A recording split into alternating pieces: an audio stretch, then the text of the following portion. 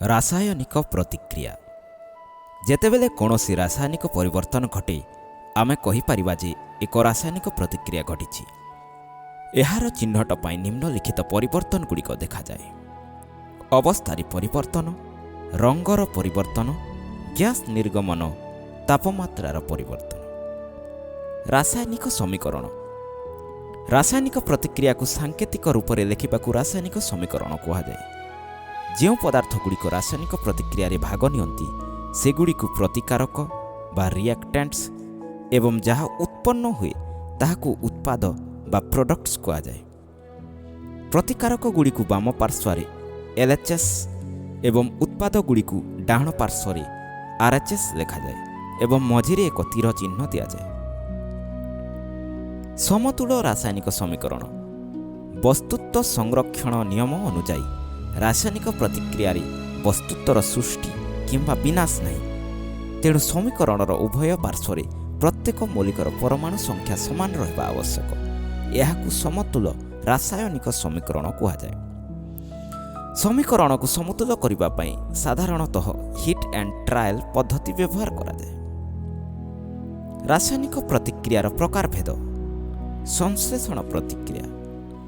ଯେଉଁ ପ୍ରତିକ୍ରିୟାରେ ଦୁଇ ବା ତତୋଧିକ ପ୍ରତିକାରକ ମିଶି ଏକମାତ୍ର ଉତ୍ପାଦ ସୃଷ୍ଟି କରନ୍ତି ତାହାକୁ ସଂଶ୍ଳେଷଣ ପ୍ରତିକ୍ରିୟା କୁହାଯାଏ।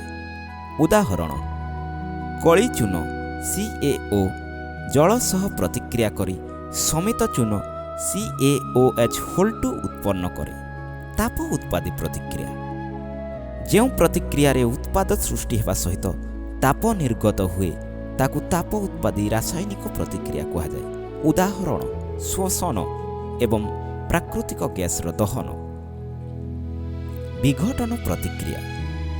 ଯେଉଁ ପ୍ରତିକ୍ରିୟାରେ ଗୋଟିଏ ମାତ୍ର ପ୍ରତିକାରକ ଭାଙ୍ଗି ସରଳ ଉତ୍ପାଦଗୁଡ଼ିକ ସୃଷ୍ଟି କରେ। ଏଥିପାଇଁ ତାପ, ଆଲୋକ ଯେପରି ସିଲଭର କ୍ଲୋରାଇଡ୍ର ବିଘଟନ କିମ୍ବା ବିଦ୍ୟୁତ୍ ଶକ୍ତି ଆବଶ୍ୟକ ହୁଏ। ଯେଉଁ ପ୍ରତିକ୍ରିୟାରେ ଶକ୍ତି ଶୋଷିତ ହୁଏ ତାକୁ ତାପ ଶୋଷୀ ପ୍ରତିକ୍ରିୟା କୁହାଯାଏ। ବିସ୍ଥାପନ ପ୍ରତିକ୍ରିୟା। ଯେଉଁ ପ୍ରତିକ୍ରିୟାରେ ଗୋଟିଏ ଅଧିକ ପ୍ରତିକ୍ରିୟାଶୀଳ ମୌଳିକ ଅନ୍ୟ ଏକ କମ୍ ପ୍ରତିକ୍ରିୟାଶୀଳ ମୌଳିକକୁ ତାହାର ଯୌଗିକରୁ ବିସ୍ଥାପିତ ବା ଅପସାରିତ କରେ।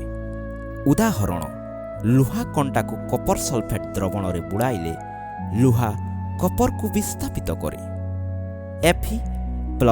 Fe+CuSO4 give rise to FeSO4+Cu। ଦ୍ୱୈତ ବିସ୍ଥାପନ ପ୍ରତିକ୍ରିୟା। ଯେଉଁ ପ୍ରତିକ୍ରିୟାରେ ପ୍ରତିକାରକ ଦ୍ୱୟ ମଧ୍ୟରେ ଆୟନ ବିନିମୟ ଘଟେ। ଯଦି ଏଥିରେ କୌଣସି ଅଦ୍ରବଣୀୟ ପଦାର୍ଥ ସୃଷ୍ଟି ହୁଏ ତେବେ ତାହାକୁ ଅବକ୍ଷେପଣ ପ୍ରତିକ୍ରିୟା ମଧ୍ୟ କୁହାଯାଏ। ଜାରଣ ଓ ବିଜାରଣ। ଜାରଣ: ଯଦି ପ୍ରତିକ୍ରିୟା ସମୟରେ କୌଣସି ପଦାର୍ଥରେ ଅମ୍ଳଜାନ ମିଶେ କିମ୍ବା ହାଇଡ୍ରୋଜେନ୍ ହରାଏ ତେବେ ଜାରଣ ହୁଏ।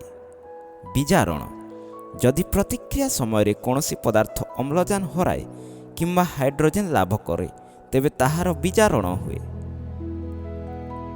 ଯେତେବେଳେ ଗୋଟିଏ ପ୍ରତିକ୍ରିୟାରେ ଜାରଣ ଓ ବିଜାରଣ ଏକ ସଙ୍ଗେ ଘଟେ ତାହାକୁ ଜାରଣ ବିଜାରଣ କୁହାଯାଏ। ଦୈନନ୍ଦିନ ଜୀବନରେ ଜାରଣର ପ୍ରଭାବ। କ୍ଷୟୀଭବନ।